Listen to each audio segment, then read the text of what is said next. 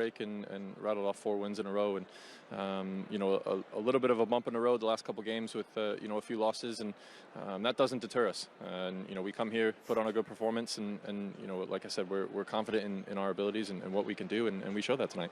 Both Glenn and Jermaine have been applauding both defensive performances tonight from Fulham and Chelsea, Tim, but you were at the heart of one of the best clearances of the game. Talk us through it. Right place at the right time. Obviously, they play a nice ball over the top and get in behind. I'm shouting at Issa here to tackle and slide, and it's just a matter of making sure I have the right angle. Because I know he doesn't have a great angle. So just get back and defend the goal at all costs, and it worked out for me. You know what, he almost looked certain to score. So as you say, it was a brilliant tackle from you just to keep Chelsea at bay, particularly at that time in the match as well. And as defenders, it just looks like that centre-half partnership that you've got. You just love defending and love playing together. We've also been talking to him about the difference with Fulham this season in comparison to the last time you were in the Premier League. What's been the biggest notable difference to you, because you were in that squad last time as well? I think the biggest thing has just been communication. All the guys are really enjoying playing. Marco and his staff have brought a desire, a passion, fun back to us, and we're just fighting for each other, and we haven't necessarily had that in the past, and it's a lot of fun right now. Even when you're losing, another game's around the corner, and we're in every single game, and like I said, we're just enjoying ourselves. I can tell you're enjoying yourself. 6th in the table, Tim. Come on, tell us, what's the ambition? What are you aiming for now? We're still, our aim and our goal is, still to survive. Once we hit, that certain amount of points that we need, we'll look at a new target. But the first aim is still survival, and then we'll see what happens. Obviously, we take it a game at a time, and we'll see what the table says at the end of the season. There's got to be that belief, though. Surely, come on. Yeah, listen, we're excited. We're happy with where we are. Again, we've said it before. We're a little bit disappointed because we feel like there are games that we drew or lost that we could have gotten more out of. So we do feel that we could be even better off, but we can't really complain with sitting where we are. Yeah, you're absolutely flying, Tim. Thanks for talking to us. Enjoy the rest of your evening. Thank you. They're flying, aren't they, Jermaine? And when you hear that, there is belief. There's belief in that Fulham dressing room that they can go and reach a European place. How big an achievement would that be for them? That would be incredible. Look, we're talking about a team that have been promoted from the Championship last season and continued that incredible run onto this season. I initially thought it was just the promotional bounce. When you get promoted from one league to another, you continue that run of form, that confidence that you all have, that you start with, and sooner or later that dies down a little bit. But it hasn't. And Tim Ream mentioned there, they're all in it together. They've got such a togetherness that they're building a new type of brand of football, which is working perfectly for himself, but also Marco Silva and the fan base as well. It's amazing to watch. And during the season, Glenn, when questions have been asked of Fulham, it's been about, well, how are they going to cope when Mitrovic isn't in the side? Well, we've seen it, and they've coped just fine. He didn't play today, did he? Yeah. Yeah. They got yanked off on that free kick, which I couldn't work out. A dangerous position. But no, I think there's a belief about this team. Tim was saying it. It's interesting. It just proves how difficult and how competitive and how difficult and hard this Premier League is when you've got a team 6th in the league at this moment in time and they're still talking about survival. And that's the difference, because you could go on a 3 or 4 bad run, as you can go on a good run in this league. And I think they're realistic. And he said there are a bunch of lads that all want to work and play well for each other. So that no one wants to be the main man.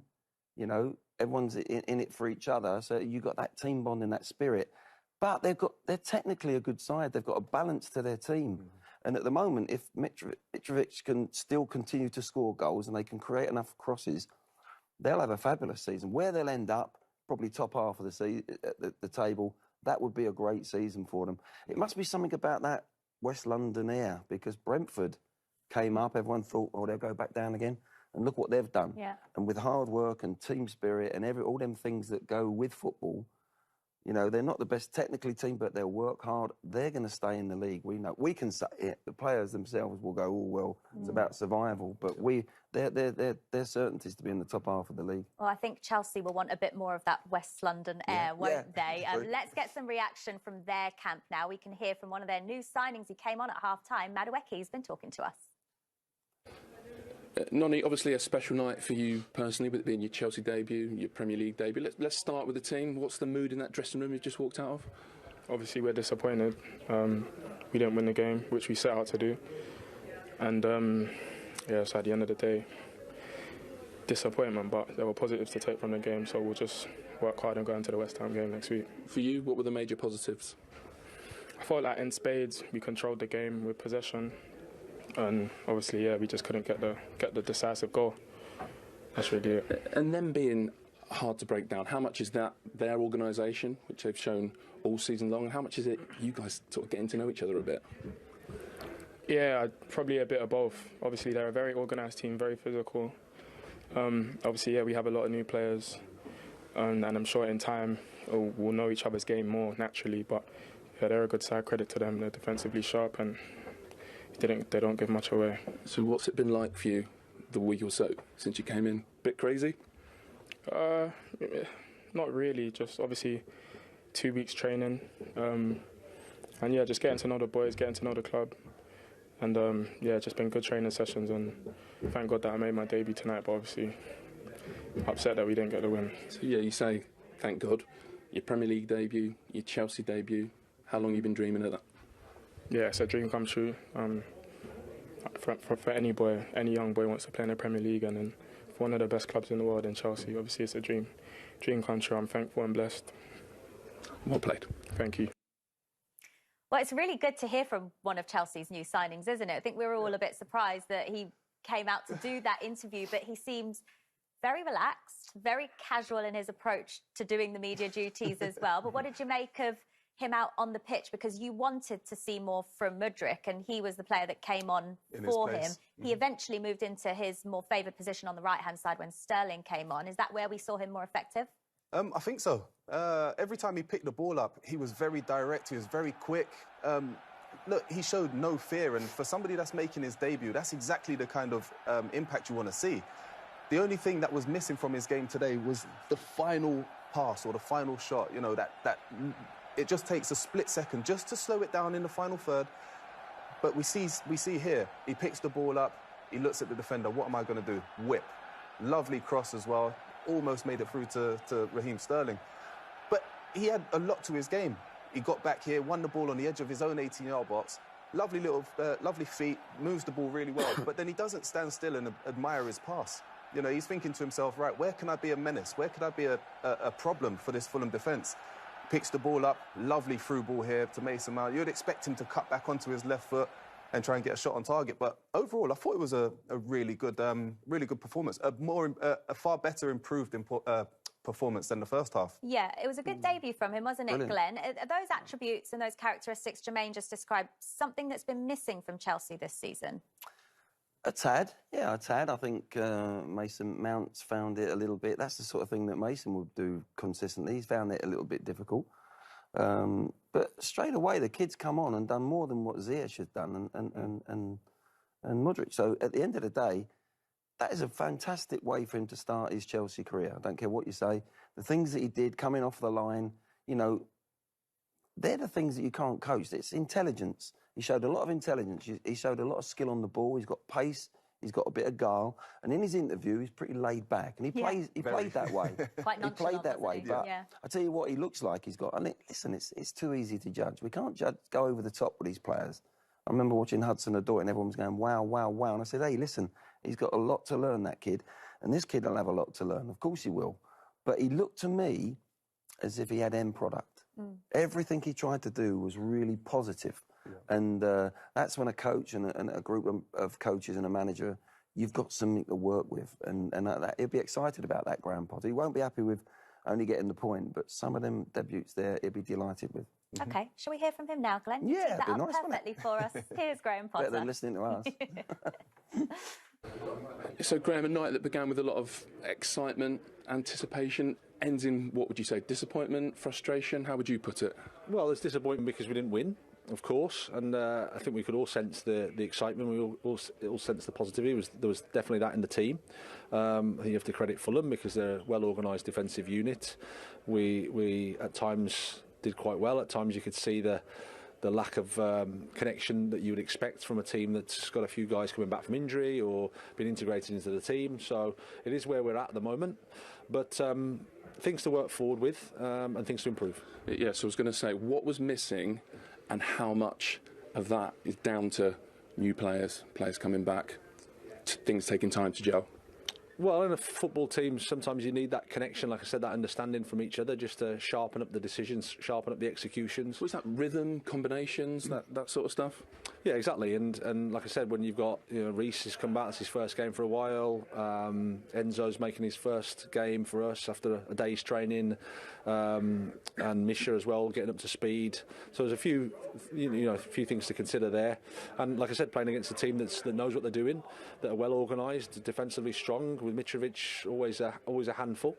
So we have to be disappointed, of course, with the points, but at the same time, we're moving forward as a team, and we'll get better for the experience. So a lot of excitement around Enzo, and quite a week for him, as you touched on. What did you make of his debut? Oh, really good. I mean, like I said, considering he's been in the country not very long, and he doesn't know us, we don't know him, so well in terms of working daily. But I think you could see flashes of his quality, his personality's there, and he'll get better and better the more we work with him.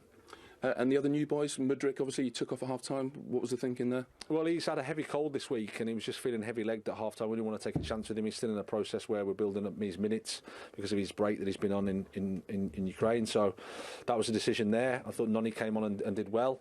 Benoit, as well as a new player, has settled in alongside Thiago well. So there are positives there for us. We just need to gel and improve the team. So how long do you think that takes? How much patience is needed, or does not even the coach know that? Well, it's not. I can't stand in front of you here and give you a time scale. It's our job is to improve. Daily and weekly, and that's the challenge. That's the coaching process. We have to settle down. We have to work with the players. The window's shut, and we have to move forward. You've also talked about tough decisions, and I wonder if we've seen at least one of those today, with Aubameyang not in the matchday squad, not in the Champions League squad either. Can you see a way back for him? Is he still part of your plans? Yeah, of course. Yeah, I had to explain. It was a tough call because he's done nothing wrong, but we wanted to give a bit of minutes to David and give him that opportunity. But Pierre's with us. He'll be with us for the rest of the season, and he'll be fighting for his place. Is that the biggest challenge for you, managing a big group full of world-class players? Well, there's always challenges here. There's lots of challenges at different parts of the club, but it's a fantastic challenge. It's nothing for me to complain about at all. It's exciting, and I'm looking forward to it. Thank you, Graham. Thank you. Thank you. All the best, mate. Cheers, mate. I imagine he's thinking it's a good problem for him to have, Glenn, the fact that he's got all of this money to spend, that he's got all these new players in, some quality players as well. But you know what it's like to be a manager, so how difficult will this also be for him to get the right balance with the starting 11 he chooses? I think that's going to be the major reason whether he stays there long term, which I think the club want him to stay. But I think that is the key. At the moment, he's rebuilding every week he's building the team. And I feel a little bit sorry for him in the sense that I've seen so many interviews post-match, and it's been similar interviews. Well, there's room for improvement. There were some good things we've done, but we've got to improve on this. And he hasn't really had a team where I say, look, there's the Chelsea team. He doesn't know yet what his best team is. Even though if you have a best team, a little bit like Fulham had, and play your best 11 or 13, the rest are not going to be happy. That's then the double problem he's got.